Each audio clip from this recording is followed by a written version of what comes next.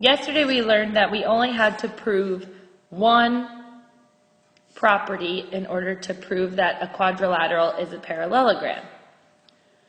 Today we learned that sometimes a problem will specify which formula you should use.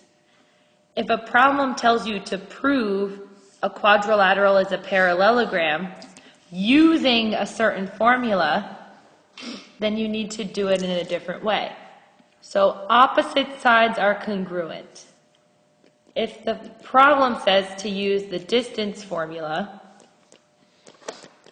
we can prove opposite sides are congruent using the distance formula. If a problem tells us that we need to use the midpoint formula, we have to do that diagonals bisect each other, and we put the midpoint formula. If the problem tells us to use slope formula to prove that opposite sides are parallel, we will use that as our property. So sometimes a problem indicates which formula to use. If they tell us slope, we're proving opposite sides are parallel. If they tell us distance formula, we're proving opposite sides are congruent. If they tell us to use midpoint formula, we're proving that diagonals bisect each other. So there's a connection between the equation that we are told to use and which property we will link it to. Okay, so you need to see that connection. And then if the problem doesn't tell you a specific formula to use, you are always going to prove that a parallelogram has opposite sides parallel, and you'll be good. So let's see an example. In this one it says, determine whether the figure with the given vertices is a parallelogram. Use the indicated formula. So remember, if they don't write this, we just do that opposite sides are parallel and we use slope.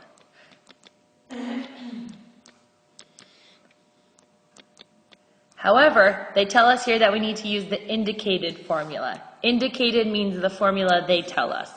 And here they tell us to use the distance formula. So let's plot our points. We have A,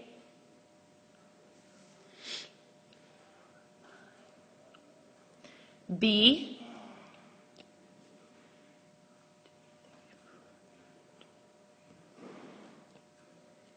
C, and D. And D got cut off, but it's -1, -2, so I'll put that here. Now I connect my points, and I have this shape. Now I need to prove that this shape is a parallelogram using the distance formula. Well, what is the property that I'm trying to prove here? That opposite sides are congruent, right? So I'm going to use the distance formula to prove first that opposite sides are congruent.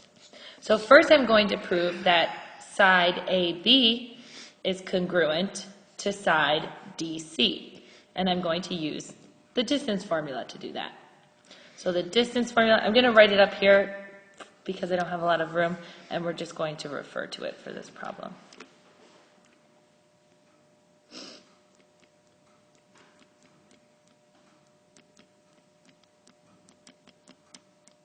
Okay, so I'm using side AB first. So the points I'm using are A and B. This here is x1, y1, x2, y2. So now I plug this into the formula. I get distance equals the square root of x2 is 4 minus x1 is -2, so I'm going to put +2, save myself a step, plus y2, which is 4, minus y1, which is 5. Get this here, distance equals the square root of 4 plus 2 is 6 squared plus 4 minus 5 gives me negative 1 squared, gives me 1. So I get distance equals the square root of 37. So this side, AB, is the square root of 37. Let's find what DC is. DC, we have D here. And then C is 6, negative 3. X1, Y1, X2 is 6 minus negative 1 gives me positive 1 squared plus y2 is negative 3 minus negative 2 gives me plus 2 squared. I get distance equals the square root of 6 plus 1 is 7. 7 squared is 49 plus negative 3 plus 2 gives me negative 1. Negative 1 squared gives me 1. I get the distance is the square root of 50. So the length of DC here is the square root of 50. These two sides are not congruent. They're two different measures. Therefore, we do not have a parallelogram.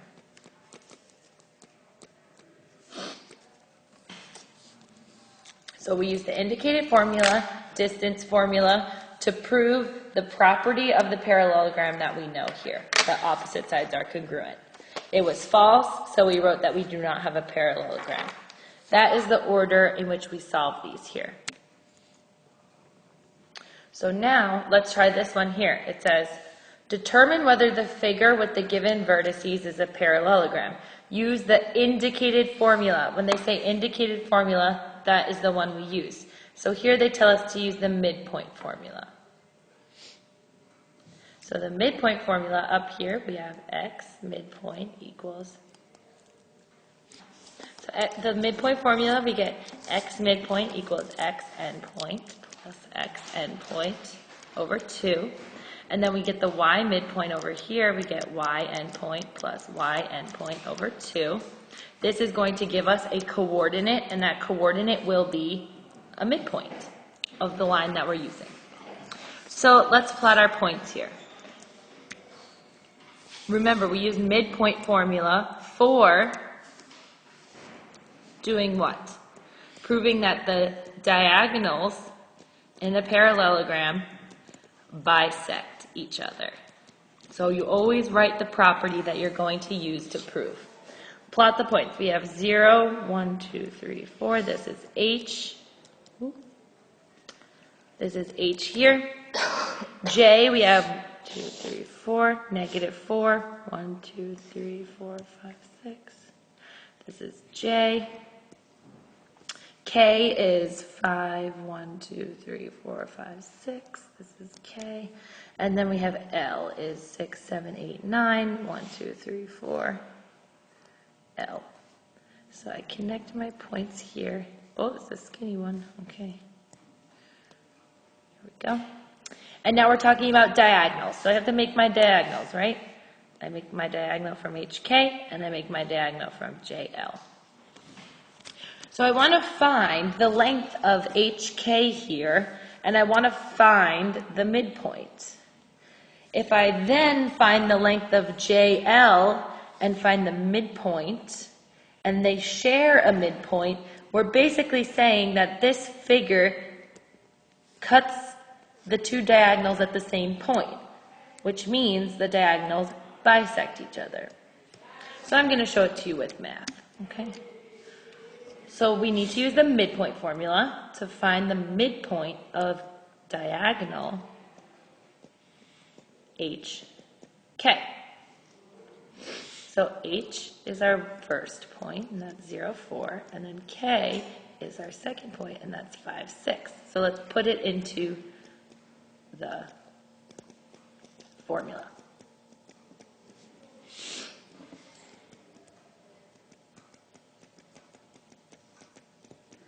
Okay.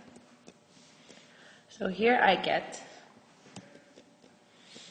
the two x's, 0 plus 5 over 2 gives me 5 over 2. And then here I have the two y's, which are 4 and 6. 4 plus 6 over 2 gives me 10 over 2, gives me 5. So my midpoint now is negative 5 over 2, comma, 5. Okay? And that is the midpoint of HK. Let's find the midpoint of the diagonal JL and see if they share a common midpoint.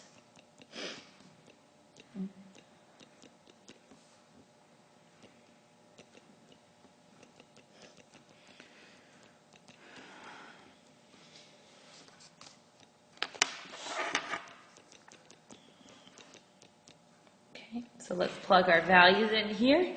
We get the two x's are negative 4 and 9. I get 5 over 2 for x. The two y's are 6 and 4 over 2. I get 5. So the midpoint of diagonal JL is, oh, this should be a positive 5. I don't know why I put negative 5. This is a positive 5 up here.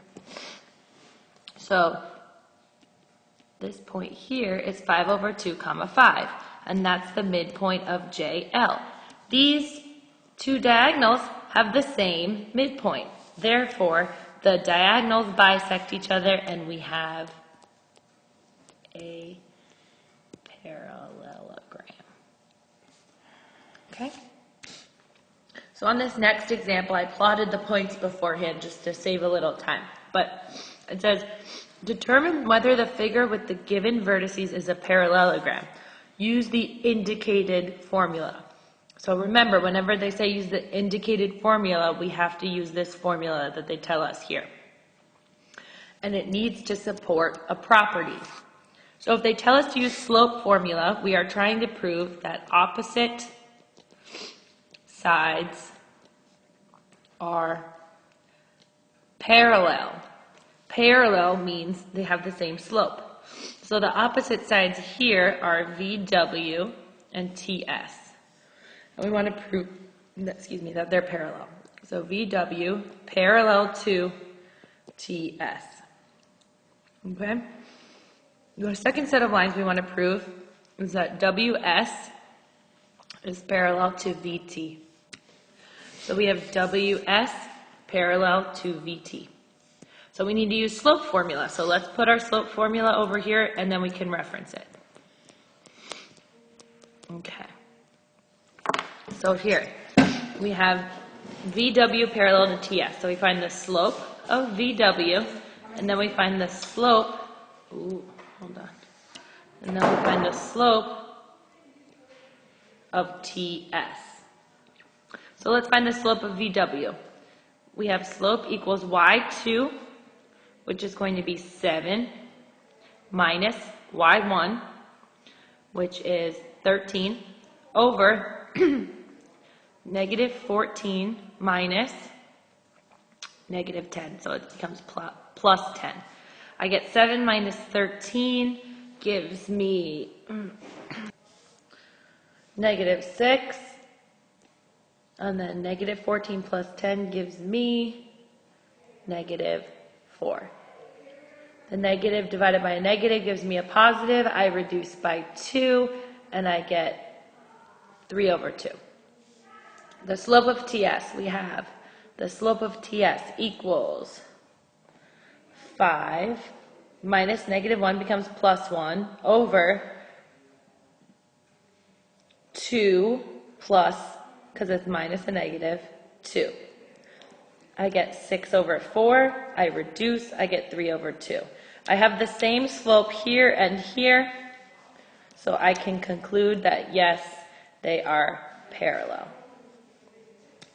Let's just write out the word. Yes, they are parallel. Okay? Now let's do the slope of WS and the slope of VT. So the slope of WS, I have y2 is 7, or no, I have y2 is -1 minus 7, and then over -2 plus, minus a -14 gives me plus 14. I get -1 minus 7 gives me -8, over -2 plus 14 gives me 12. I reduce and I get, oh wait, hold on. I reduce and I get -2 over 3. Now I need to find the slope of VT.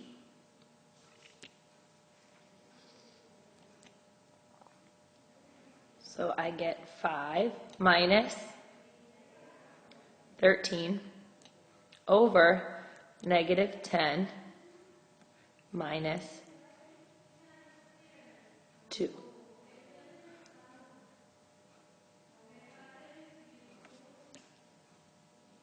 And I get -8 over 12 equals, I reduce -2 over 3. So these two are the same. Let's do it in the same color. These two are the same slope, so yes, they are parallel. And yes, we have a parallelogram.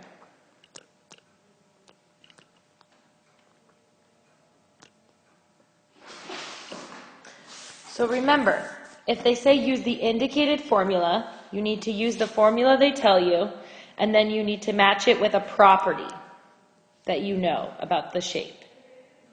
If they don't say use the indicated formula, let's say the problem just looked like this, it just said determine whether the figure with the given vertices is a parallelogram, then we always use slope to prove that opposite sides are parallel.